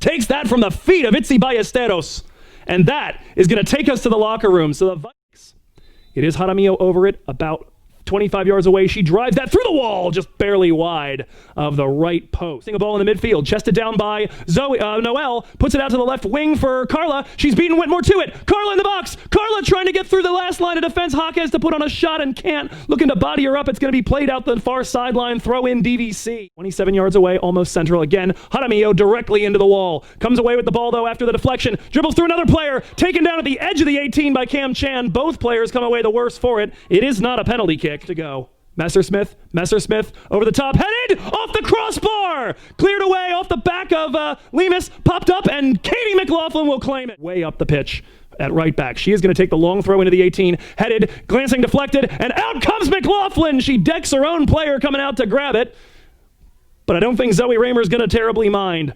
DVC back in control of the ball.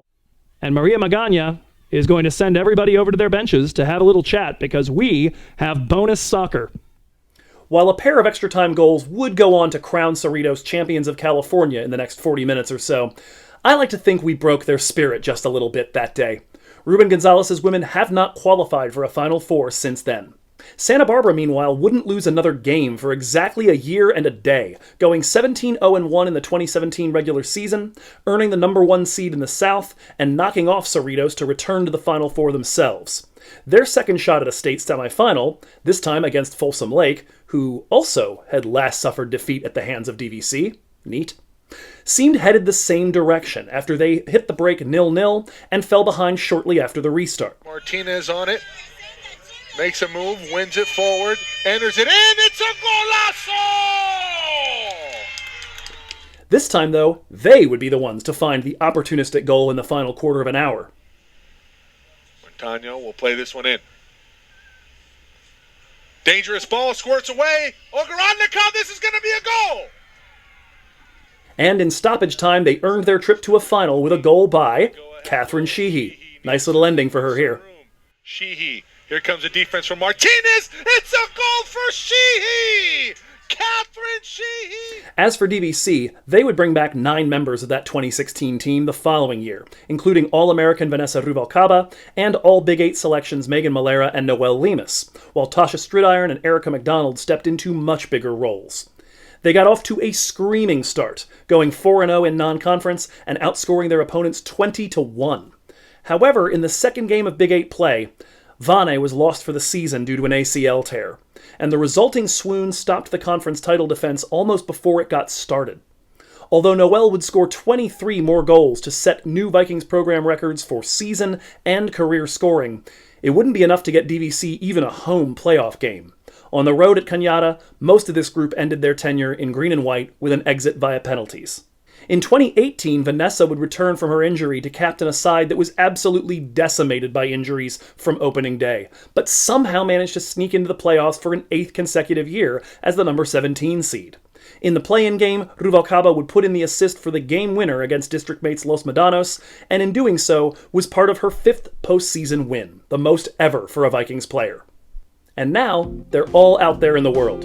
And if you've been watching the whole series, you know where, because they came back to tell us about what they've been up to, and the place that their time in green and white still holds in their hearts. It's been a joy getting to share that and these 3 years of DVC soccer with you. Until the spring season, which I hope desperately happens, and which I hope to then bring to your computers and other devices on DVC Vikings Live Radio, this is Joe Hickey wishing you dreams of green. So long.